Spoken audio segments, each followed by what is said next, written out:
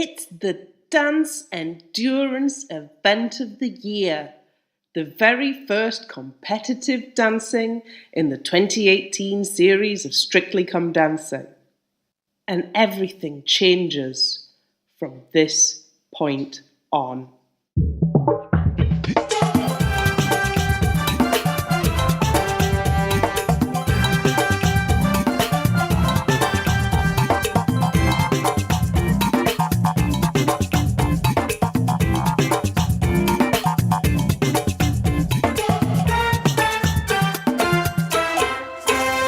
Hello and welcome to the Keep Dancing podcast. I'm Ellie and I'm your host. Tonight I'm joined by Lisa, Emily, Meg and Elliot. We're your 100% unofficial, unexpurgated and unimitable source of Strictly Come Dancing analysis and opinions. We aren't neutral, we aren't always polite, but we do love this daft, intense, marvellous show. If you'd like to get in touch with us, email us at keepdancingpodcast@gmail.com or follow us on Twitter and Instagram at keepdancingpod. We'd love to hear your views, theories and recommendations for where Seann should go to get that tactical haircut. Well, here we are again. The leaves are turning gold. There's a chill in the air and Strictly's on the telly. Yay! Hey! Hooray. They've actually started. One sentence reviews of the opening number. Early start time from the looks of it. Early start time? What Fabulous. do you mean? I really enjoyed it. Elliot, what did you mean? When they did like the shots outside, it looked like it was shot at like dusk, so it looked like they were outside at 7 a.m. or something. That's my first point. As for the actual showpiece, it was all right. Well, I mean, it was a very, very long show last night, and I would slightly have rather they just got on with it a bit more. I always feel like that this time of the season. Just stop faffing about and get on with the dancing. And in the spirit of not faffing about and just getting on with the dancing, let's get on with the dancing. I've written some jokes, or at least I took some Benylin and tried to write some jokes, so it could be weird. Dancing the foxtrot and declaring all of the shiny things in the Strictly Ballroom to be his very own, it's Danny John Jules and his partner Amy. Emily, what did you think? Oh, he was brilliant. Isn't he good? Isn't he going to be marvellous entertainment? Like, he seems to have a really good grasp of quite how ludicrous regular telly can be. As we know, he's been in A Dwarf and he's done Death in Paradise and all of that. He's got a really, really good back catalogue for knowing the true heights of ludicrous that TV filming can reach. Emily, what you're telling me is that a pink tailored suit and a leopard print blouse is actually quite tame, and it wasn't even the PVC number with the salmon coloured spangles. No. There was no salmon coloured spangles at all. Not even completely different salmon coloured spangles. I really enjoyed it. I think you can see that he enjoys dancing. Yeah, and he's not bad at dancing. You can also see that he's got room to improve, to learn the sort of polish and finesse that you get from professional dancing. I really enjoyed it, and he just seems like a nice man. Yeah. But I was always going to be thoroughly Team Danny, wasn't I? Oh, yeah. Elliot, clearly Danny's danced before. What do you reckon? Yeah, this was actually really good. For a show, I thought it was fantastic. His hold was actually really strong for week one. It was really solid, especially his right arm. My main critique, which I picked up on, is he just, as I say, the floor is his friend, because he was a bit up on his toes a bit too much. If he gets into his knees more and really powers, it'll make him a lot more stable and he'll look 10 times better. He's got great potential in ballroom. He just looks like he was on Broadway last week. Yeah, he looks completely at home to open up the brand new series. He looked completely unfazed, and side note, I loved Amy's dress. That was gorgeous as well. But yeah, first dance, I thought he did really, really well. I'm excited to see how far he can do. Yeah. On that up on his toes thing, I'm wondering if that's from his background going out dancing and doing a lot of Northern Soul dancing, because that's very much tipping up onto your toes a lot, isn't it? So I think that might be like a comfort zone thing. So yeah, I agree. I would like to see the rest of the boys from The Dwarf in the audience, sitting in the actual Starbug formation in the audience. That would be very fun. Lisa, Meg, anything on Danny? And I'll say one thing. Basically, what Elliot said about the dancing, I think he's got great potential. I can't wait to see him in Latin. I think that will be really interesting. I think he'll be really lively and energetic. I had one thing about their outfit. So he was in like bright hot pink, and she was in cream. I wish that she'd had a flash of bright hot pink on her somewhere, or his shirt had been cream, but then I wouldn't have wanted to lose the leopard print shirt because that was fabulous. So he looked great and she looked great, but I didn't think they looked like a pair. Meg? He is the most, I think, stealth of the ringers this season. I don't know how many people know that he originated a role in Starlight Express. I think it's sort of obvious that he's danced before. Yeah, he's danced before, but then I don't know how many people know he has been on the West End. But no, I really enjoyed it. It was a good opener. I mean, we've had vastly worse openers Elliot's got before. Maltesers, I can hear them. I shall be really quiet. It didn't work. Didn't work at all. Damn it. To start the season off, that was a really good dance. Awesome. And given that this week's motto is no faffing about, wish Team Damie all of the best, and we'll see you next week for some Latin. Dancing the cha-cha-cha and popping in for a quick snog between the bongs, it's Kate Silverton and her partner Aliash. Well, we're all stunned by that joke, Ellie. Does it not make sense? No, it makes sense. It's just a bit out there. It was I quite liked it. Image. Yeah, it was a really, really untoward image. Did I watch the same sort of niche fetish thing that everybody else saw with Kate Silverton and Aliash? Maybe not. I don't think the BBC Human Resources would have been too happy if that was actually happening. But yeah, manhandling in the BBC News thing. We know people who work there. That's not the kind of thing that goes on.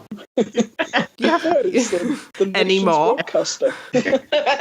But yes, so Kate turns out to be, as we were saying in the launch show, sort of athletic and energetic and really quite good at this. Yes. Fringing is her friend, isn't it? Absolutely. Like, she loves a fringe. Do like a 40-plus lady rocking the fringing is excellent. I thought it was a really good version of Kiss they were doing as well, actually. It's not easy to cover Prince songs without it being a total mess. And it sounded all right. That arrangement was the one from The Art of Noise featuring Tom Jones's cover of it. Ah, now that makes more sense. Still not quite sure what it's got to do with the news, but it was week Absolutely one, nothing. so job props are allowed. I was going to say, it was the first of predictable props, wasn't it? Yeah. The first of the predictable props, and we had many more to come. Oh boy. It's week one. We let them go to the dressing up box and just do what they feel they need to do. Well, they've got their news desk. They've been using it for years. They just roll it out every season with every newsreader and then put it away for a year. I bet they were so pleased. That's fine. Not till next year. Emily?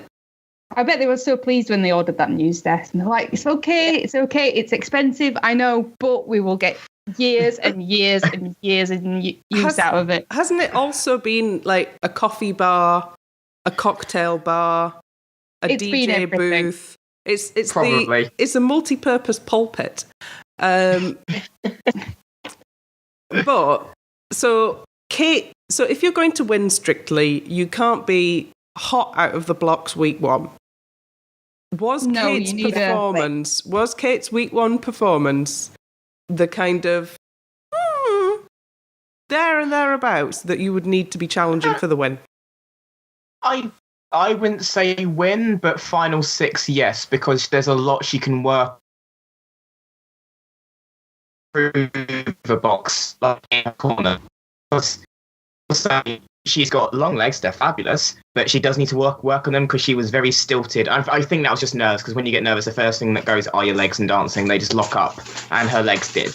But like I said, she's got Aliash, who is the perfect teacher for that sort of thing, and she's had the perfect sort of It was good, but there's still things we can work on, sort of week one performance where they can iron it out and then they can call on it later to highlight how much she's improved. So yeah, she's in great stead, it looks like. Meg? Yeah, I mean, she didn't come out and you thought, oh God, how long is she going to last? She came out and she did pretty well. I thought all the judges' comments were quite helpful, actually. There was a lot of things that they were going, that's good, but you need to work on X, and that's promising for getting further than the first 3 weeks, say. Yeah, she was one of the few this week that got actual constructive comments on things that they could do and just things that were under their control and related to dance. Yes. She took it very well as well. She was very, as you would expect, because I think that's just her nature, but I felt like she was very reactive to the judges' comments in a positive way. So I'm looking forward to seeing her for a good few weeks. So Kate's doing fine. Let's be moving on.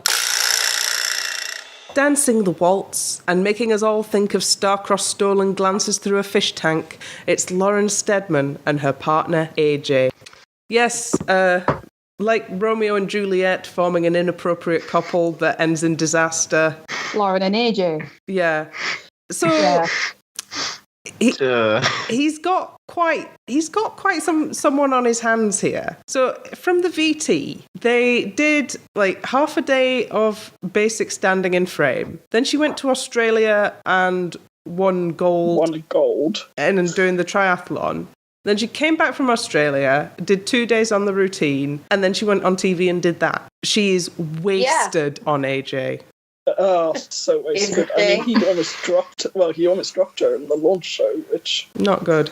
Elliot, you don't look happy. What's going on? No, because I have a lot of questions about this performance. I mean, firstly, obviously, they knew Lauren Stedman was going out there, so why didn't they just fly her partner out there unless she said she needed complete concentration on the event, which I fully understand, but there's that. Secondly, I don't know. I can understand if she only had that much time. That explains a lot of the errors that I saw, mainly with what they said about her top line, because her elbow was out of his, which dropped it, which made her shoulder go high. That's a very common problem. But yeah, but at the same time, I was like, yes, you are dancing with a amazing dancer for 8 hours a day, but no one is that good that fast. Like, if she's only had 2.5 days, then they haven't stopped. I still don't know who she is. I still didn't get much personality from her. She still seemed very serious and proper in her VTs and the performance. Because that's who she is. That's who she is. Like, you have to be made of absolute focused steel to do triathlons. Yeah, they're not exactly something that you can just pick up, are they? No. I will also say she looked stunning, but AJ looked like he was on a holiday resort in Santorini or the Med in his outfit. It was awful. She looked stunning. He looked awful. It didn't match. And I have major styling problems with this routine anyway. Because it was a half-arse Romeo and Juliet thing. I've watched that film more times than sort of proper to admit. You can only dance to Kissing You if you are wearing a blonde pudding basin cut and a male shirt or an angel costume. I don't care in what combination you do it, as long as you do it that. Yeah, it's like they'd got her in almost the Juliet dress, but pink. But they'd put him in, like you say, some twerp strolling down the seafront at Santorini's outfit. But then they'd bothered getting the balcony in. So what? Why? How? Who signed that off? Sometimes you get a Strictly routine that is over-themed. This one is probably the first under-themed Strictly routine. Yeah. Anybody got anything else to say before I just beg Neil to take AJ out? I just really wish she had a partner that wasn't AJ, personally. Yeah. Just Neil instead of AJ. Well, there's another one of those coming up as well, so Neil can only dance with one of them. We've got the other new one as well. We've got Johanna's as well. Yeah. I will say I am glad they briefly mentioned the fact she doesn't have a right hand and moved on. They didn't dwell on it too long and make it a thing. They said, we're going to work it out, and that was it. And I did appreciate that, because it shouldn't be an issue. It's not an issue. And they didn't make it one, which I was happy about. Because I was worried that was going to be what she was pushed as, the girl with one hand, which is ridiculous. But I'm glad they didn't dwell on it. Yeah, Can I just say that I really like that? I know it's not on the BBC, but I really like that there are currently 2 women on things that are big name TV shows with visible disabilities. It's great. And the other show, which I will not name, has not made a big deal out of it either, which is really good. They haven't mentioned it. Again, No. we're not going to become the Keep Baking podcast, but they haven't mentioned it, which is great. That they've not even said a single thing. She's just gotten on with it, and I love them for it. Yeah, it's the same as Strictly. They just kind of went and on, which was great. Felt like last year they maybe harped on it a little bit too much with Johnny. Well, there was there was a bit more to talk about with Johnny because he had the choice of wearing different prosthetics to suit different dancers. And that was genuinely interesting because it wasn't necessarily the case that the dancers that you thought the prosthetic would be good, the blade prosthetic would be good for, were the ones that it was good for. Yeah, that's true. But yeah, I really hope she doesn't struggle in Latin because if she's used to being a very high achiever, it'll be like when Victoria Pendleton was on. Is that her name? Yes. Yes. She had a couple of bad Latin dancers and it knocked her confidence and she just basically gave up. Yeah, we don't want that. We absolutely don't want that. But nice job, Lauren. Our deepest sympathies on you having to dance with AJ. Dancing the tango. It's a man who brought sexy back, only to find he'd forgotten the receipt and was no longer eligible for a refund. It's Seann Walsh and his partner Katya. Oh, Katya. She is amazing. She's amazing. Gogglebox done through Latin and ballroom. Like, I would watch Kat Jones's Latin and ballroom Gogglebox. Yeah, I actually didn't think it was a bad dance. I thought it was some amazing choreography. I just think it's a real shame that they did it in week 1, and that's not going to be the first time I say that this evening, because they need more time to develop the appropriate skills to be delivering that. The reason they pick the dances that are more common in week 1 is because while some of them are difficult, they're not ones to necessarily go back to. Whereas for a lot of celebrities, their tango is a really big pivot in their journey, in their story arc. And so it seems a real shame to have wasted it a little bit in week 1. It was all right. It was fine. Nobody was expecting Sean's tango to score like a week 140. It was much better than I expected. Yeah, it was fine. I'm not saying that it wasn't. I actually think it was fairly well delivered. I do think I would prefer to see that is a dance for a little bit later on. What did we think about Shirley commenting on Sean's need for a tactical haircut? Bit meta, innit? Yeah, exactly that. I don't know why it was there, to be honest. It's like, I don't see why it's needed because, let's be real, we're not expecting him to do like a Jay McGuinness run. I actually thought he was undermarked last night. I really liked his tango, but that's a credit to Katya's choreography, personally. I just think he needs to... I know tango is an aggressive dance, but he was too aggressive. You need moments of soft and then to make the sharp really stand out in a tango. And I think that's just the excitement of the energy of it all just probably just went straight to his head a bit, not in a harsh way, but I think he did a lot better than everyone's expected, me included, and I think he could stay in for a few more weeks than people expect, and I hope so, because there's potential there again. But again, that's credit to Katya as a choreographer and finding out what works for her pupils from the get-go. I'm always excited to find out what she's done. Always. Plus, she looked amazing last night. Oh, yeah. She looks good in that blue, doesn't she? It's not the first time she's worn it, and she always looks great in it. And Keely Hawes was watching, and she totally approved of the routine. That's who Katya was playing. Keely Hawes' character from Bodyguard. Right. All right, yeah. Lisa. I was going to say exactly what you said, Ellie. Better than expected. That's exactly what I wrote down. As for the haircut thing, I don't think he needs to get a haircut. I do think Shirley had a point in that they could have slicked it back into a ponytail. I feel like that would have been a bit more appropriate for the tango and for the role and for the concept of it. But yeah, I thought he was much better than I expected him to be. He might not be the first or second out. We'll see. Meg? Yeah, like you guys, it was better than I thought it was going to be. I could have done this slightly less gurning. It was a bit gurney. It was a little off-putting. But dance-wise, nothing that made me go, ah! I think that Emily's really right, though. This is a dance that would have been much, much better in week 3 or 4. Maybe instead of Movies Week, we should have Prestige Drama Week. I mean, yeah, you could get someone doing Pride and Prejudice then as well. You know, you don't have to just go for modern prestige dramas. It's got a lot of options. I would love it if somebody did Threads. Oh, Killing Eve.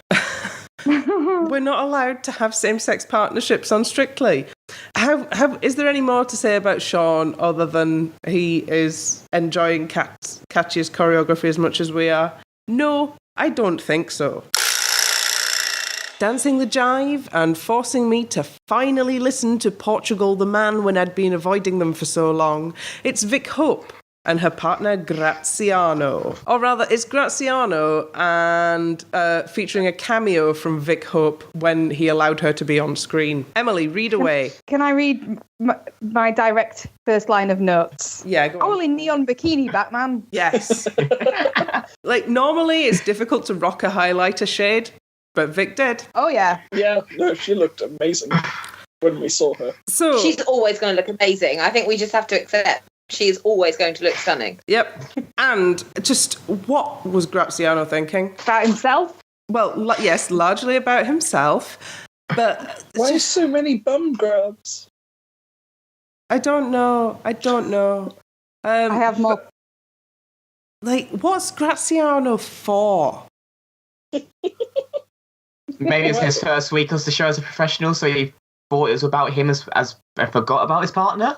Maybe because when she was on the screen and what she did was actually really good. Like her flicks and kicks were for week 1 brilliant. That is a fast jive, and she pointed her feet. She was on beat with the music. She kept up. She was great, but she just had very little to work with, and that's more on her partner than herself. Because what she was given, she did well, but she wasn't given much. And I think that's why the judges were so harsh on her. And I think she was harshly marked, and she is now in danger of going out first. And if she does, it's not her fault. Absolutely. She's literally going on what her partner's told her, and her partner has put himself first. And yeah, it's just incredibly frustrating because, again, she is someone who's got massive potential and she looks amazing.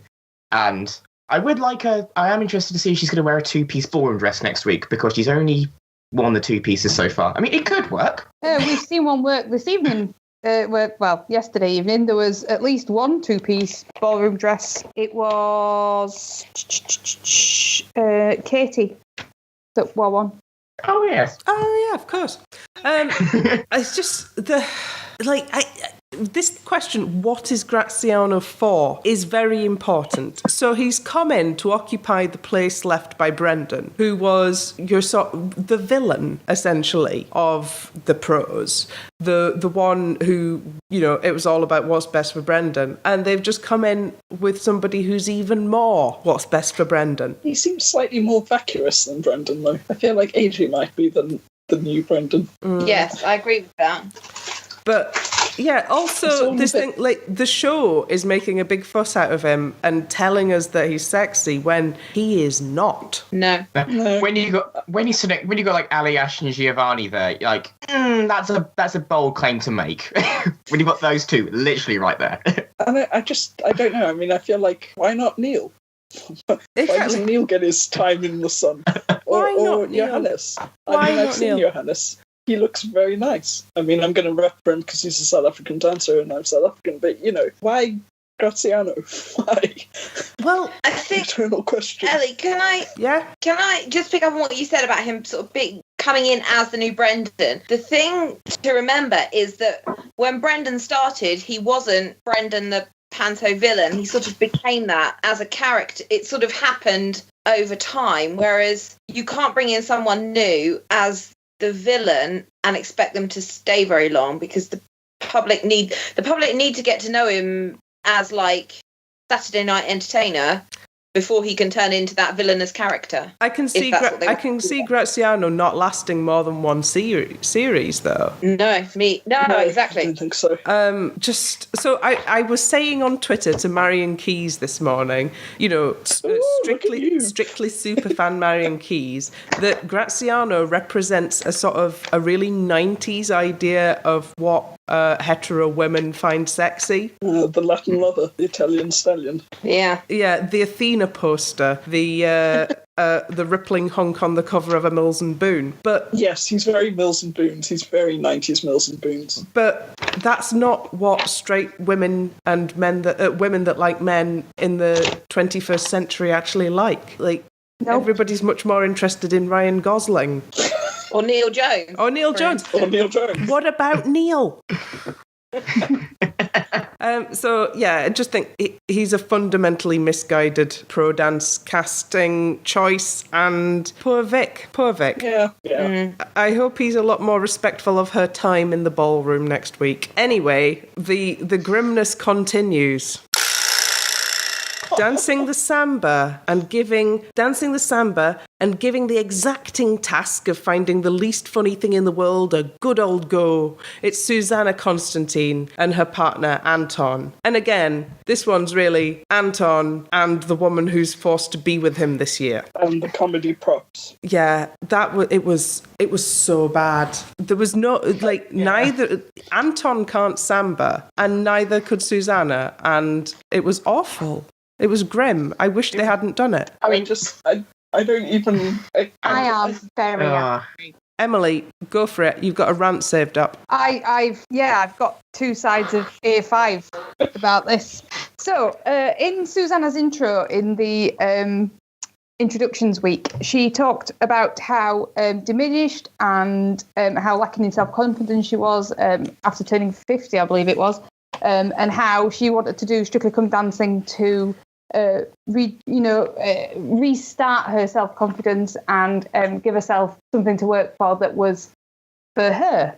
Because obviously one of the things she also brought up was the fact that she, in the time between Trini and Susanna and now, she's raised a family and she's given a lot of time for things that are not just her. And so she was wanted to bring it back to something that was her. And she's been given Anton. Who is going to make her a laughing stock and not even attempt to teach her to dance. If he spent more time this week actually encouraging her and showing her how to do samba steps, rather than standing there and pointing out the ones that she's doing wrong, she'd have probably had a better chance of doing a decent samba. If he'd have spent more time actually teaching her, rather than thinking of stupid props and ways he could humiliate her, then she'd have probably done better than a 12. I feel like he's potentially, and I could be reading it entirely wrong, and I get that it's me reading it into this situation, but I don't think I'm alone. I think he's potentially exploiting her lack of confidence to bolster this cult of personality that is set up around himself as part of this show, and is he covering for his own waning interest in the show? Like, he can't be bothered to choreograph a decent samba anymore because we've seen a decent week one samba this week. He can't be bothered to choreograph it, and so he's using it as an opportunity to cover it up, and he's just making... She's become a willing participant in her own degradation, and I just think it's grim in the extreme, and I'm very, very angry that they've let him do this. And I actually want them to... it's not often I get the ban stick out, but I want them to ban him from gimmicks for the rest of the series and see how he manages, because I feel like he's got to the point where he's so not bothered about being in the show anymore that he puts these gimmicks in week after week after week, so he doesn't have to be bothered. At the minute, it is like he's saying, I dare you to fire me. Fire him. Yeah, Sack him. Please. Sack him and get Neil to dance with Susanna, because he'll do a miles better job. The thing is this. We look at Anton last year with Ruth, week one. He did a lovely classic waltz. Yeah. This week, he's throwing the joke card straight away. I've never seen Anton throw the joke card in week one straight away. And I felt so... And I know she doesn't want pity, but I felt sorry for Susanna because her face, she did not want to be out there. You could see it. That 12 was probably knocked her confidence. She is already 5 away from the next highest score. She probably knows she's going to be in the dance-off next week. She, like I said, this entire routine was all staging, 0 performance. Like, she was given no choreography. She was just told to prat about, basically. But here's the thing. In a lot of these Strictly groups, a lot of people are saying this is the best/funniest thing they've ever seen on Strictly. And I don't think that's what we should be going towards. But then again, it's ridiculous. It's not funny. It was really sad. Awkward. It was really sad. I think it undermines what I see as a show that is almost exclusively positive and nurturing. Yeah, and it undermines that nature of the show. It's quite mean-spirited, and then Anton goes up into the Clauditorium and, you know, massively oversells his part. He needs to go. My issue is this, with this routine more than anything. Strictly has always been an entertainment program, yes, and teaching people to dance, but it's also been an inspiring program to get people to dance, and we have seen the impact Strictly has made on ballroom and Latin dancing within the UK. This is going to effectively destroy that, because what you said, Susanna's 50. She is that target age of people who watch it and want to go out and do it. We saw with Debbie McGee last year. She was an older woman. She inspired a lot of people to dance. This is going to destroy a lot of people's watching self-confidence because they think, am I going to look like that? And yeah, this could damage basically 15 years of work of which the BBC and Strictly have done, which is getting people to dance. And he does need to go. Like, Yesterday. I really hope Susanna goes in tomorrow morning and just throws the book at him for it, because she's not someone who puts up with most rubbish, it looks like. So I really hope she has a word with him, on camera or not, but something needs to be said. Well, also, we do also have to take it up with the producers who are letting him get away with this nonsense. Yeah. Yeah. And I kind of want to vote for Suzanne when we can, just to keep her in, but I don't want Anton to stay in. Can we do like a Love Island thing and do a recoupling? A conscious someone one. Just like put a chloroform rag over his face and then put Neil in his place. Neil is dancing with a lot of people now. Oh, Johannes. We need to prioritise. Isn't Anton. Just don't do that to the poor. Bring Robin back. Get Ian Waite out of retirement. He's hanging around. Get Ian Waite. Get Ian. Yeah, she just Any of the when they were having that interview bit on the dance floor and they were like, oh, where's Anton? She couldn't keep her Miranda headpiece on. Her confidence was already going because that was wobbling. You go on Strictly to feel sexy and glamorous. You don't go on to You're going for the power. Yeah. Anyway, I don't think any of us liked it. In your dress. I don't think any of us liked it. So, yeah, you have to do better, Anton. But we like Susanna. Yes, Susanna deserves better. Much better.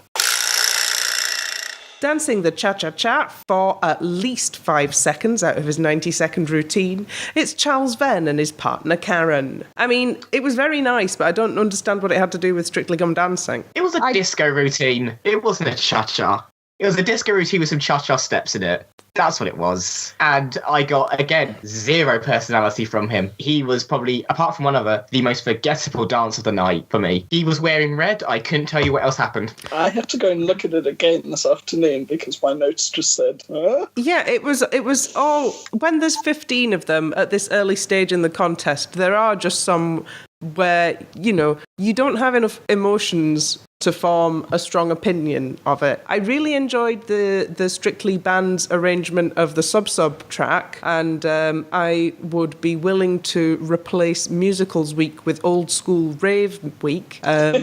Viennese waltzes would presumably be difficult, but we'll work on it. And that's about it. Oh, and I like Karen's haircut, which I'm assuming is her divorce haircut, but it's nice. Yeah.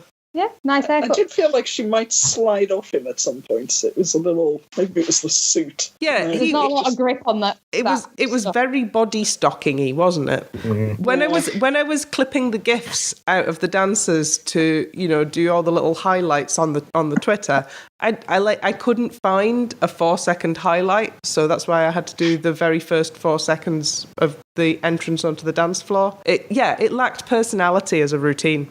And we all have nothing to say, and the night is wearing on, so let's go. dancing the Viennese waltz. Look, it's an American. We're legitimate. This is a big thing. She's American. She must be famous. Look, she's American. It's Ashley Roberts and her partner, Pasha.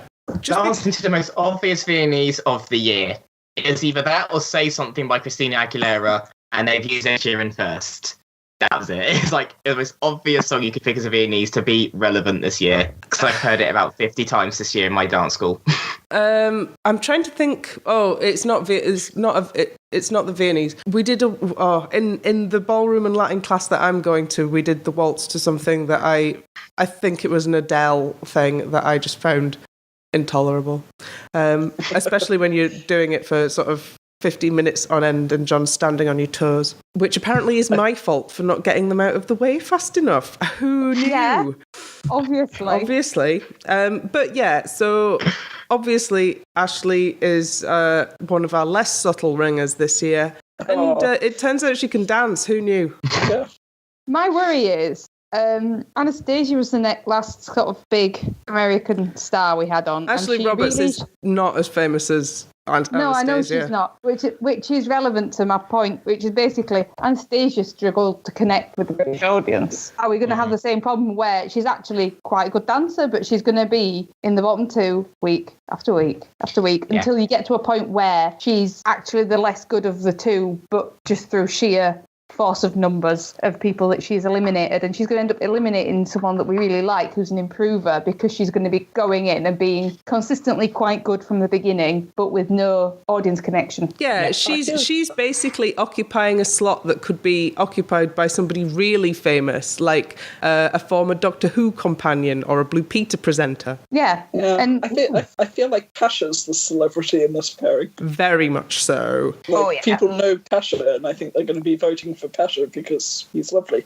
But yeah. Anyone else want to come in on Ashley? I think it just fits my theory of her, which was that she's going to be in the final, but she's going to be in the bottom two, the most out of the finalists. But because she is so good from the go, they can't get rid of her unless she does an Ashton Marigold and has just an absolute terrible dance. But Pasha is very good with his choreography. So she is just going to be knocking them down like anyone and everyone. Yeah. And we are probably going to lose some good improvers as a result, like it always does happen. Ashley is going to be the destroyer. Like who was it? Ironically, when Pasha danced with Rachel Riley, she was really improving. And then who was it who was in the dance-off against? Was a really strong competitor. And then she had no hope. Can't remember who it was. It was Halloween week, I know that much. But yeah, she's going to be in the bottom two a lot because people aren't going to connect to her. It's just going to be like the Alexandra story like last year. The only difference is it's just because she's going to be an American and won't connect. And she's a good dancer, but yeah, there's no connection at the minute that I can see. So I don't think it'll be long before she's in the bottom two. Probably week 5, max. And Lisa, you haven't said anything about Ashley? I have written down that I felt like I could really see her trying, because burlesque dancing and contemporary dancing is, of course, very different to doing a Viennese waltz. And I felt like you could really see it on her face. I actually did connect to her more than I thought I would. I actually really quite liked her. I thought she looked stunning. I thought that dress was gorgeous on her, that soft grey colour. But no, I really liked that you could see her thinking about it and thinking through her. I hope she stays in a little while. I think what Emily said, about comparing her to Anastasia, which is completely understandable, we have to remember Anastasia did have Brendan, and they did have a bit of a crazy time, didn't they? Yeah, that's true. She's got Pasha, so she's got an advantage over Anastasia to start with. But I actually really liked her. I really enjoyed that routine. The hair didn't go with the dress. She needed like an evening soft wave blow dry rather than the hair from Clarissa Explains It All. Minus the hat from Clarissa Explains It All. But that was Ashley. Dancing the cha-cha-cha and reminding us all of the importance of getting our seasonal flu vaccinations, it's Dr. Ranj and his partner Jeanette. I love Dr. Ranj. Oh, Dr. Ranj. I have been watching Get Well Soon because I am sick at the moment, and Dr. Ranj has been making me feel better. Yeah. He's so soothing, even in a canary yellow shirt. And I really enjoyed him properly laying into some anti-vax people. Yeah, good one, Dr. Ranj. Vaccinate your kids. Yeah. Lisa? So Dr. Ranj is in the final, isn't he? Because the Strictly cast clearly want him in the Strictly producers clearly want him in the final because they gave him a biro advantage in week 1. So they've pegged him to go all the way through. Well, I mean, we looking did at his, too, and I don't think there was much doubt of it. his voting demographics are really good. Yeah, exactly. And he's not dreadful. No. And he was a has joy to watch. charisma. Yeah, he's really charismatic. And So also, they just thought, we'll stick a cherry on the top and throw some pyro in. also, the last time I had as little sleep as he was talking about having when he was up talking to Claudia, I started hallucinating that statues were waving and I had a full meltdown. But Dr. Ranj went on live TV and did a cha-cha to Whitney Houston, so he is living his best life on no sleep. Yeah, no, I really enjoyed that dance. Yeah, that was great. I could have done without the silly doctor thing, especially when it turned out he was just dancing to some Whitney, but you know, you've got to do what you've got to do in week 1. Yeah, it's week 1. They're never going to turn down the opportunity to do that much of a themed dance. Again, a few years ago, they bought some stethoscopes and like the big thermometer prop. They're going to keep using them. Which Steps video was it where they were all working in an A&E? Chain reaction? Yeah, Chain Reaction. No. Yeah. Yeah. It's weird that I know that.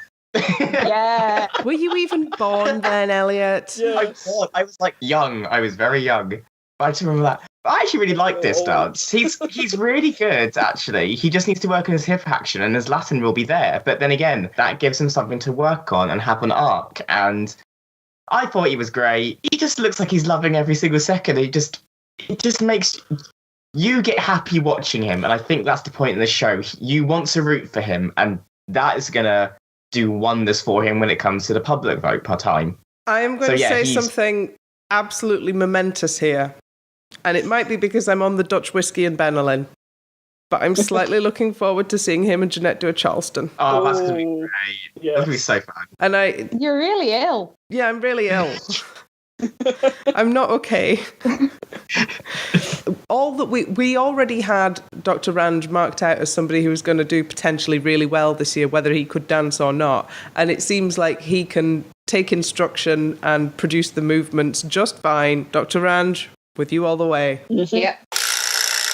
Dancing the waltz and giving us all heart eyes. It's Katie Piper and her partner, Gorka. Oh, I do like seeing it when the really nervous contestants manage to more or less pull it off. Yes, and I really liked that dance. It was sweet, I thought, Yeah. but not cloying.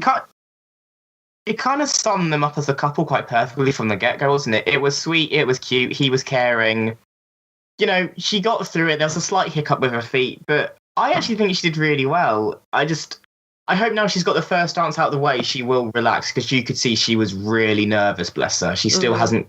I think she's still kind of like thinking, what the hell have I signed up for? But no, I actually really think she did really well, and she should be proud of herself. Absolutely. But, you know, she's going out there, she's doing something that loads of people would run at the thought of. She's doing great. I just think now she's on the first one, hopefully she'll be able to relax into it and just enjoy it more. And, you know, she did a good job. I just wasn't sure, like, especially in her face. I don't know if she was, like, trying to give off, like, passion or yearning, but it just came off as just nerves. So I'm not sure. But, yeah, I liked it. It was sweet. Yeah. Anybody else got anything further on Katie? I concur. You concur. Meg? Yeah, I'm just really looking forward to seeing how she goes for the rest of the thing. I think she's going to improve, and yeah, now that she's got past the first dance nerves, yeah, I think they're going to be a lovely couple. Yeah. I really liked how empathetic and caring Gorka seems towards her. Lisa, did you take anything particularly away from this? I actually wrote down that Gorka is the absolute antithesis of Anton. He's taken a nervous partner and worked with her, where Anton has taken a nervous partner and worked against her. Gorka is the complete opposite and needs to be celebrated for that. That's what I've got written down. Absolutely. Well played, Gorka. 2 thumbs up for Gorka. Yes. Dancing the samba and fumbling a vital catch at Silly Point. It's Graeme Swann and his partner, OT. See, you can do a week 1 samba, And if you are willing to be slightly punishing in the training room, it can turn out to be adequate. Yeah. And fun. It was and appropriate. It was really nice that the career-appropriate music actually matched the dance. Mm-hmm. Like, for once, they could roll out the he's a cricketer, so he can come in on a giant cricket bat, and we can also play the cricket music off the telly, and we can do a samba. The only other cricket music, I suppose, is probably Dreadlock Holiday by 10cc, and that is... not a samba? I don't think it falls into any of the BPM brackets required. It's too fast for a rumba. Yeah. We've had this as a samba before, so I wasn't shocked they rolled us out. I wasn't a fan of like the floss dance in the middle, but I've always hated that dance trend. That trend needs to go away. But hey, OT knew that a lot of youngsters were watching for someone else, so she thought, let's put in a modern day twist on it before he gets on stage. Very smart. Graeme will have wanted the floss in for his kids. Well, he did say that. Yeah. He was another who was a lot better than I was expecting, and he threw himself into that routine. There was a lot of like not mucking about, but like fun steps, which a lot of people again probably wouldn't have done in week one, which he just happily did and threw himself into it. And if that's his mindset, OT is going to have wonders with him, because she's going to be like, I've got a partner who will do literally anything for a routine. She's going to have a field day. She's going to mould him. She's going to mould him into shape. And I can't remember whether I said this on the launch show, but I know I've definitely gone on about it at length. Cricketers know where all their body parts are. Yes. Mostly, yes. And take photos of them and post it on Twitter. Oh, yeah, I forgot that. Yeah, Emily drew my attention. No, Graeme. You drew my attention to it. Yeah, Graeme Swann drew everybody's attention to his tan lines and his pants, posting a very upsetting crotch-heavy photo on Twitter. They were like, if you're going to have to do that photo, if you really feel the need, at least his pants were nice. Yeah, snazzy. Not see-through. Snazzy pants. Suitably supportive, it could have been a lot more disturbing. It could have been worse. And I think professional sportsmen get to the point, particularly in shared dressing rooms and stuff, where they don't care. It's just pants, isn't it?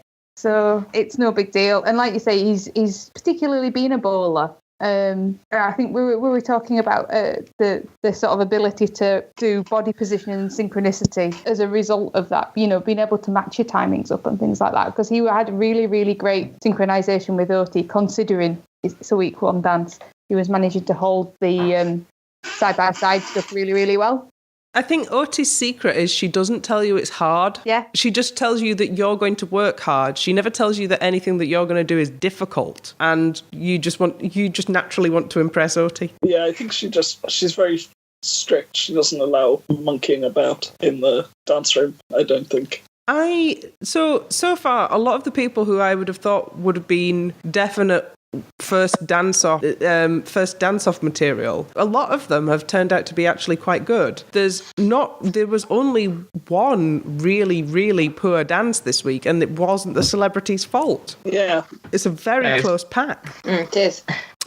Anybody else for Oti and Graeme? Lisa, Meg, have you been in on them? The note I have written against this is, on paper, nothing of this should have worked. A giant cricket, the cricket theme, a samba dance, it shouldn't have worked. And it did.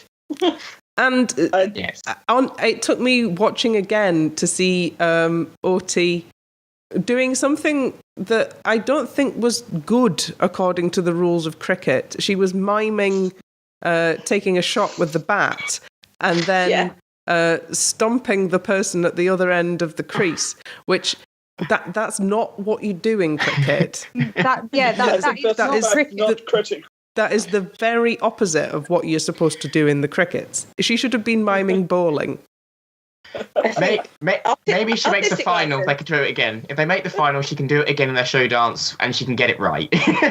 Yeah. But I loved her dress as well. That was another standout dress for me as well. I loved that. Yeah. But then again, Oti could wear a bin bag and look fantastic on that dance floor. I was thinking, actually, while I was rewatching this, that in all of the sort of knitwear as dresses trends, I've never really seen a sort of a long cricket jumper as like a women's mini dress. I think it might work. Yeah, that'd be nice. I'd wear that.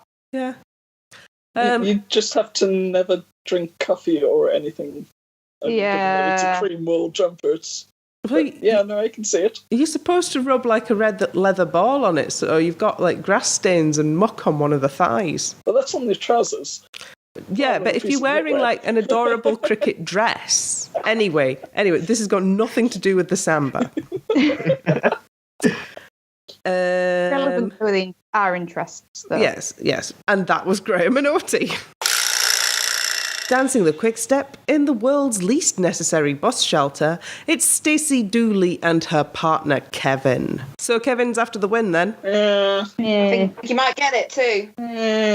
She's good. She's good, but I don't know. It didn't feel very quick-steppy to me. It was an American Smooth, right?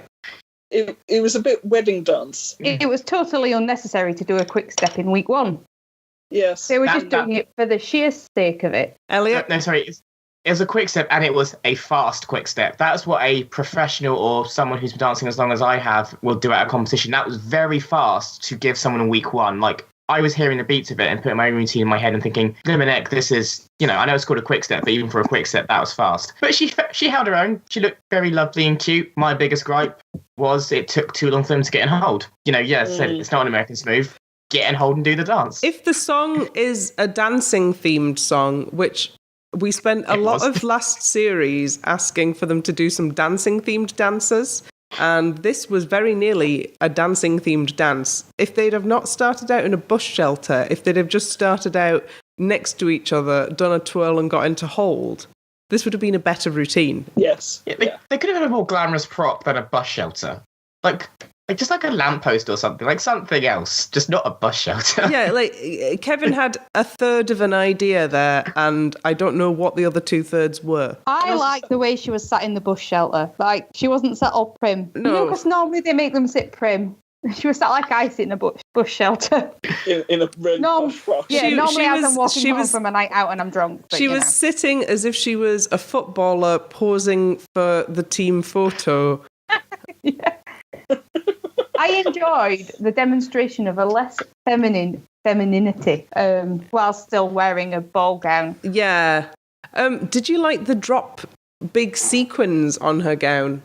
I did. Yeah. Teresa Hewlett said that they were very loud. Oh, I bet they were. And they clatter.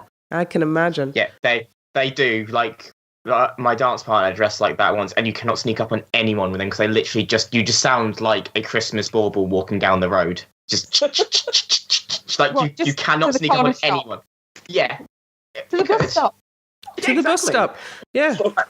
I will say the colouring between them was way off because she was in this sort of like cream dress and he was in a blue suit. So again, colour spectrum way off. She looked lovely in buttermilk. I thought it went gorgeous with her auburn hair. Yeah, it just didn't really go with what Kevin was wearing. No, but that's... They seem adorable. They're going to be the season darlings and they're in the final. Yeah, I'm a little bit concerned about how wacky the Latin is going to get, but we'll stick with it. Yeah. Anybody else on the 2018 runners-up, Stacey and Kevin? I see. Well, yes, actually. Well done for saying that. I think the reason I think that they might win it is we've had 3 years of a male winner, so I suspect that there might be quite a push to get a female winner this year. And I think the only one at the moment, I realise it's only week 1, but I think at the moment there's only 1, possibly 2 contenders in the female category, and Stacey's the stronger one. So I just feel like they're going to want a female winner. Yeah, well, they've also made one of their casting decisions is going to give them a problem. A massive two of their casting decisions. Yeah, so they've got problems if they want a female winner, and they're going to have to do some extreme skullduggery. But before we get on to extreme jury score skullduggery, let's go with one of the more forgettable dances of the night, which I'm just having to look up now what it is. Dancing a waltz, about which there's not really a great deal to say, it's Lee Ryan and his partner, Nadia.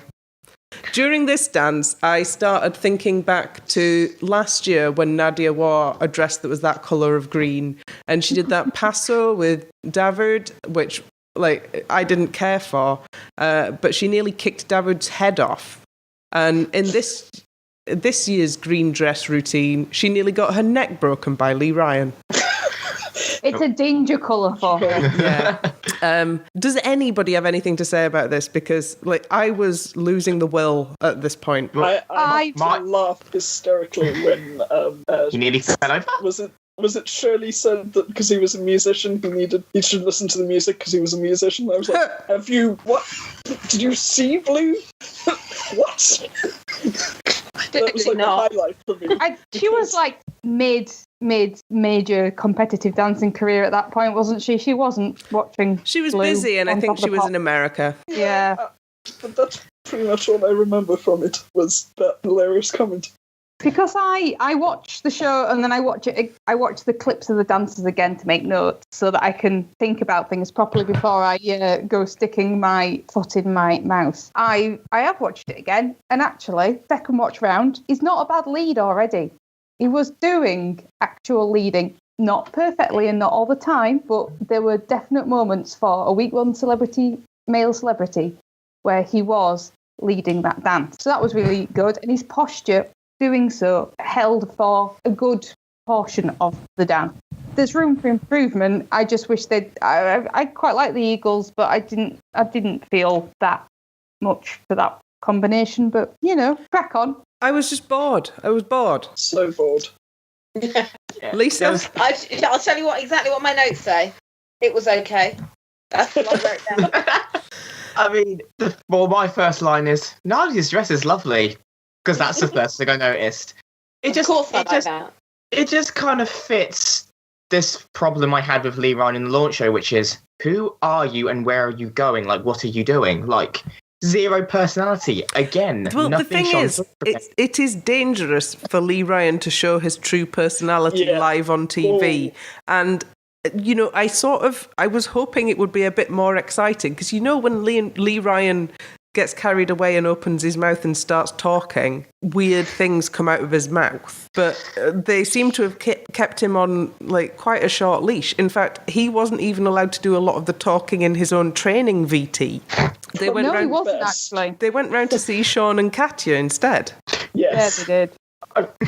I will say, though, it comes back to the musicality thing. He was rushing a lot, which threw off his timing. That's probably why he nearly fell flat on his face and just grabbed Nadia for dear life when he slipped, which I did chuckle at as well, because you just see him sort of shrink by a foot and then come back up. So, yeah, he needs to not rush, and considering it was the slowest dance he's going to do, it doesn't bode well for his musicality going forward. Oh, Lee, you're trying hard, and that's all you have to do. Right, let's do this week's interesting one. There is so much to talk about here. Dancing the jive and stepping through a beautifully rendered portal from a mysterious 2D realm into the harsh realities of the 3D world. It's Joeugg and his partner, Diane. Right. First of all, if you're not already watching Joe's videos, if you're not already subscribed to his vlog, I highly recommend watching the training VTs that he makes on his phone just as part of his regular vlogging with Diane. He's made hours of it so far, and it is, in terms of production values, sort of the relaxed nature of the speech, content, actual dance content, and also just all-round hilarity content, much better than what they're actually putting out on the TV on a Saturday night. That's a bit sad, isn't it? But that does actually sort of go to show the skill level that does operate in the independent creator sort of sphere. Just because Joe is doing his thing on YouTube, it doesn't mean that what he does is bad. I could ideally do with him talking to a fixed camera rather than into his phone, but that's because I'm over 30. What he does looks great, is edited beautifully, and has so much more personality and warmth to it than the cheap-looking VTs that the BBC put between the dancers. It's, honestly, you should do a side-by-side comparison, and it will shock you. So, Joe's won this. Joe's won the series already, right? All he had to do was not be laughably awful. If you go onto YouTube and look at his view numbers compared with everybody else's, he has 333,000 views on his dance, and in second place, it's 47,000. Wow, that's... And we have a sort of a working theory that YouTube views roughly correlate at least the online part of the public vote. And I don't think there is a way that they can stop Joe's online following just absolutely landsliding the vote for him every week. He's never going to be in the bottom two. Never. The way that Strictly Scoring is done, he's never going to fall into it. So it will take like a 4-way draw to get him even near the bottom two. Yeah, it's impossible. But here's the thing, like, he was good. Like, that was a fast jive. I loved the 80s theme. Diane looked fantastic. I do have one major gripe, though. He was in flat shoes. Yes. Darcy in the launcher made a big thing about the girls with advice. Train in your heels, because you're going to have to do it on the night. Why wasn't he in Latin shoes? You can easily bedazzle some Latin shoes. It's why he was flat-footed. It's why his feet weren't pointed. And I'm actually impressed how high he managed to get his knees, considering he was flat-footed. Yes, doing a jive in flat shoes is really quite easy and comfortable. But I wouldn't say it gave him an advantage and disadvantage. Advantage in comfort, but a disadvantage in he looked flat-footed and he looked like he wasn't pointing his feet. His feet could have been fantastic, but we couldn't see it because you can't see it in a pair of Converse. Mm-hmm. And I just think the prop team should just sacrifice shoe wear for the actual shoe for the sake of a 80s theme. Like, just stick some rhinestones on a pair of Latin shoes and I would have been perfectly happy because he danced brilliantly. And Diane looked fantastic, and I thought it was a really good first week jive. And I appreciated the amount of technique and basic steps they used as well. And Take On Me is a fast song to jive to. Yeah, it's a quick song. Anyone else on Joe? I've put that he seemed to have grasped the choreography well. It was a bit cringy in places. Can I just say that? Oh, yeah. The theming, the social media theming. I am supposedly core demographic there, and no, they were a bit much. Well, just let me check the results of the poll, because I did put a poll up on the Twitter account. Which of this series' recurring jokes is going to get intolerable first? Internet gags for Joe, Steps gags for Faye, or Anton's Antonness? Anton's Antonness did actually win with 39%, but Joe was coming in at 35%. I have a sort of a vision of Joe sitting down with some of the BBC grownups who make Strictly, and them like trying desperately to understand what it is that he does and why it's so popular, and they just don't understand what he does. Well, they haven't got a clue. They have not got a clue. And that's the problem. They don't know how to use him, for lack of a word. Like, they don't know how to build this sort of like thing for 10, 12 weeks around him, apart from he's from the internet.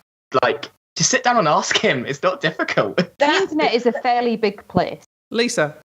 What I've got written down is kind of about this, what we're talking. That they are still announcing him as a social media star. He's not. He's a YouTuber. I appreciate they probably can't use the word YouTube because it would be advertising, but he's not a social media star. He's a YouTuber vlogger and an independent. Exactly. The word is vlogger. Yes, exactly that. He's no more a social media star than anyone else who has a social media account they use. And exactly what you're saying, it feels like everyone's gone, it's the internet, so we'll use emojis. YouTube doesn't use emojis. It was so mismatched. It was like saying he's a cricketer, so we've done him a football-themed thing.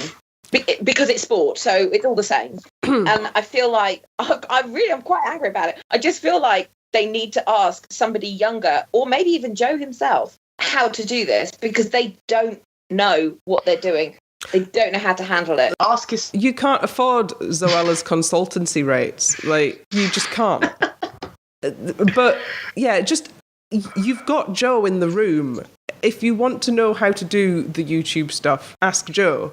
That being said, though, they are doing one amazing thing on the Strictly YouTube channel this year, which is they've got a live rolling stream of just the dancers from the show, endlessly repeating. And it links to the full episode on iPlayer. But I wonder if that endlessly rolling stream of just the dancers is region locked or not. That is So if quite important. Yes, if somebody's outside the UK listening to the Keep Dancing podcast, let us know if you can view the endlessly rolling dance stream with no faffing about. But yeah, you can watch the show very quickly on YouTube, and you don't have to see any cringeworthy interviews or VTs. Yeah, particularly. Can I also say, Ellie, you said about the video content that Joe's done. Joe's Insta story is life at the moment. It's his brilliant. Insta story feed is the best. And Diane's having a lot of fun on it as well. So they look like a perfect She partnership really as well. Yeah, I think love it. Diane is going to really enjoy being internet famous. There was a really good bit in one of the training vlogs that I was watching where she was trying to stretch his inner thigh out and try to correct his YouTuber posture, because obviously he's got a huge slouch, like we all do. And she'd got him sort of on all fours on the floor, and she was just sitting on his back, pommeling him. And he was nearly crying. And, that's the kind of quality content we go to YouTube for. So I don't even care that he's just going to absolutely walk it this year. That's fine. He seems nice. Yeah, he does seem like a nice boy. And he wouldn't be a bad winner because he's proven he can dance. So it's not like it's an unfair winner because he's got the skill. Yeah. Yeah. Ah, what a fantastic episode of Strictly it was. It was good. It's just long. Oh my god! Oh my god! There's one more dance. There's one more dance. One more dance. Yeah, we've forgotten, haven't we? We've forgotten Faye from Steps. Poor Faye from Steps. Okay, we'll do her properly. Dancing the cha-cha-cha and screaming, "Wait, don't go home, the show's not over, stop walking out." It's Faye Toza and her partner, Giovanni. Was anybody paying attention to this? I was. I liked it. But again, my first line is, Gio's been to the same resort as AJ because of the shirt. They've got a lot of those shirts in. They've been very fashionable this summer, those shirts. Yeah, expect to see all of the male pros in floral shirts for a Sunday night number at some point. I thought this was good. Her legs were good. She was really committed. The only thing I cringed heavily at, which I knew was going to happen, but didn't expect week one, is when they just stopped and did the tragedy dance. If you're going to do it, at least do it to tragedy, because it's just I wasn't a fan of that. But yeah, she surprised me. But then again, we thought she was going to be a struggler, or we had her in that sort of pack. So I feel is she going to be someone who started off really good week one and then start to fade, and then she'll drop out when everyone else rises? She's going to have the problem. Has she peaked too early in week one? If that makes sense. She's going to have the same problem as whoever it was last year who we kept forgetting to talk about. Molly. Oh, yeah. Oh, yeah. So, remember Faye from Steps. I will say as one final point is that when she's spinning and turning, she needs to really focus her face. You could really see you can see the cogs in her brain turning, when she's thinking, I have to stop at this point, sort of thing. So it is difficult turning that many times, but she was selling in her face until she had to spin, and then you just saw concentration come over and then go again. So. But yeah, she actually surprised me. It was a lot better than I expected. They don't have the same chemistry as Debbie and Giovanni, but we never expect them to. But yeah, if someone is as forgettable as Faye, don't put her on last out of 15, BBC. Maybe make her open the show instead. Yes, good grief. Nobody's going to have the same chemistry as Debbie and Giovanni. Burton and Taylor, Bogart and Bacall didn't have the chemistry that Debbie and Giovanni had. Strong feelings. I'd just like to point out that for a forgettable dance, it was the joint top. Was it? Yes. Actually in Pasha. Good grief. But they're not judging it against the other dancers. They're just literally judging within those 90 seconds, aren't they? So yeah. Well, that's how. But I was very tired. So yeah, Emily. She worked the camera. There were at least 2 occasions where she did eye contact with the viewer at home. which very obviously bodes important. well. Very Yeah. important. So whilst we may not have quite remembered it, I think that's more to do with the sheer volume of dancers. Yeah, I think she might be more memorable when there's less of them. But She when has to there's 50, survive kind until of- then. Yeah. She's got to survive the pretty blonde cull, because there is I think we said in the launch show, there's quite a gaggle of pretty blondes, and they're all sort of a bit homogenous at the moment. So that's the kind of cull to survive. Once we've only got a couple in, we might remember her if she's one of them. Yes, everybody needs to cling to a story element and try to survive. I do find it interesting that her main competition for memorability factor, so to speak, is Ashley, because of the pretty blonde that we said. And those two are the strongest at the minute. So it's going to be very interesting to see how those two manage, because they're the two I think who are going to struggle with the public. But they're currently leading the judges' scoring. So it's going to be very interesting between those two, and we could have a situation where those two are the bottom two potentially. It could happen in like week 5 or 6. That could happen because they're just not memorable at the minute. And there's nothing to grab onto apart from she's American, she's from a girl group, you know. Steps are not a girl group.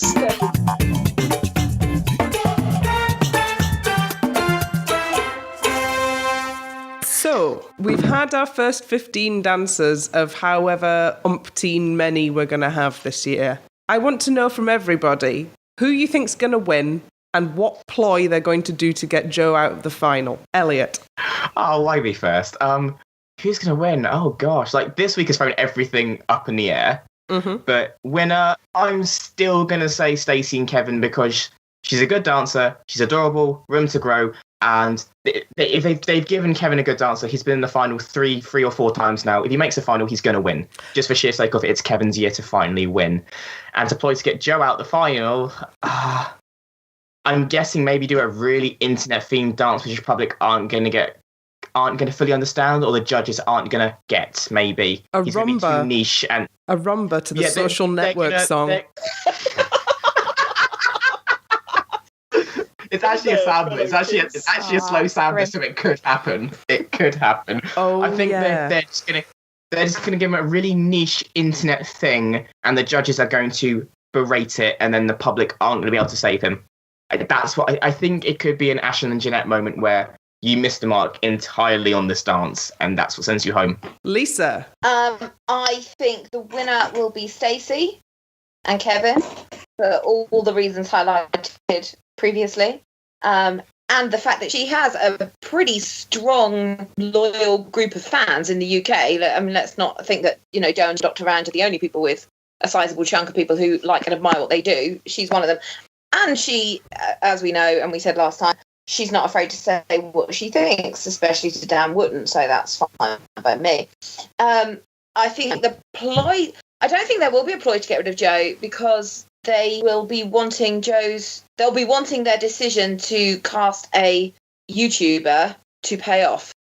So I don't think they are going to try and get rid of him, but I think they're going to try and stop him from winning, and they might do that by entirely shutting down the BBC website so that nobody from outside can vote for him. Interesting. Meg, who's going to win, and how are they going to achieve Jexit? Joe exit.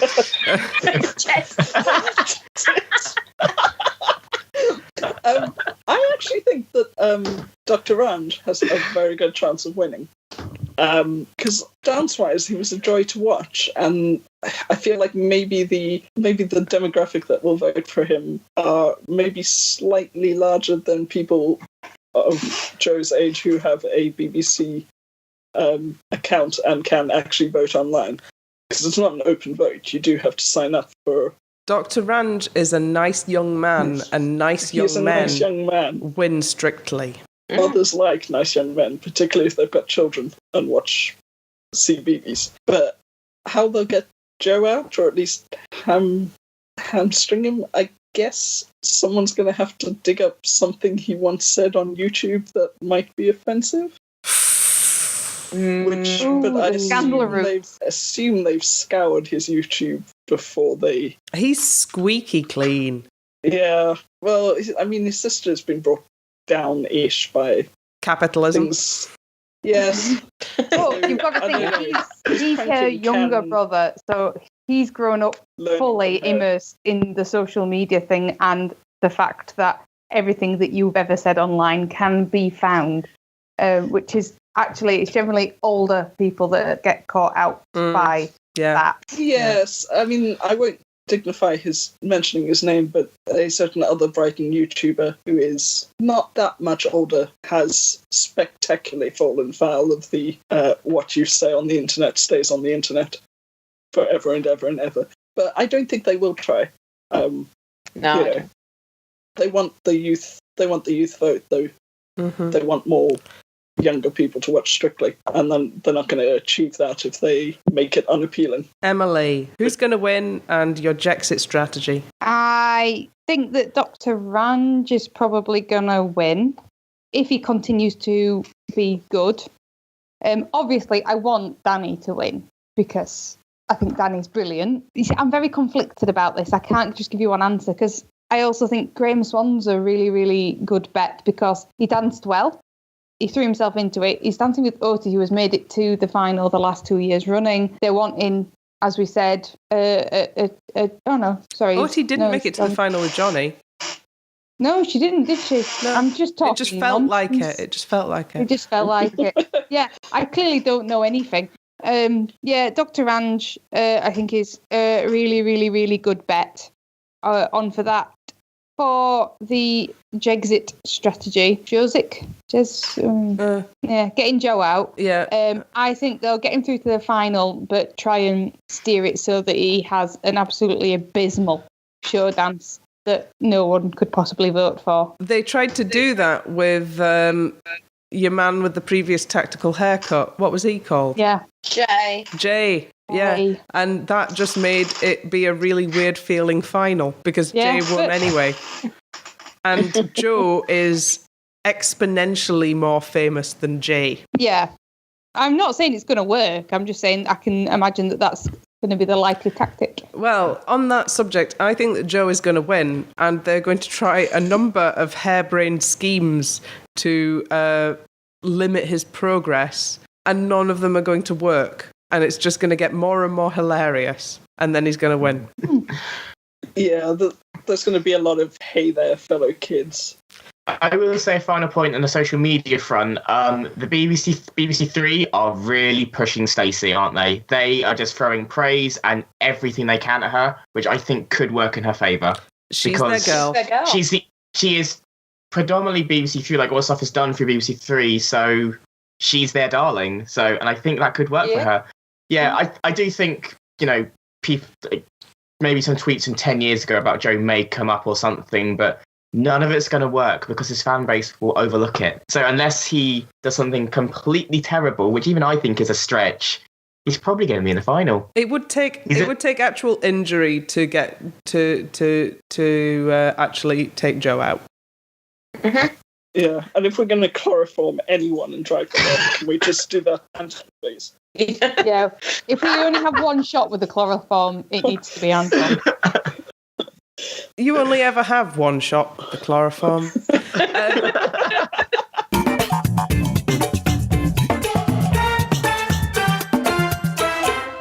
And that, I guess, was the show. So, a little bit of admin to do before we go. Let's have your nominations for Frock of the Week. Ooh, Elliot. Wait, are we living to celebrities or professionals, or is anyone eligible? I don't care. Frock of the Week is anybody. Everyone's eligible. Amy. Nice. Emily. Stacey. Meg. Katie. I'm going for Danny. It's not a frock, but oh my gosh. It's a really good outfit. Yeah.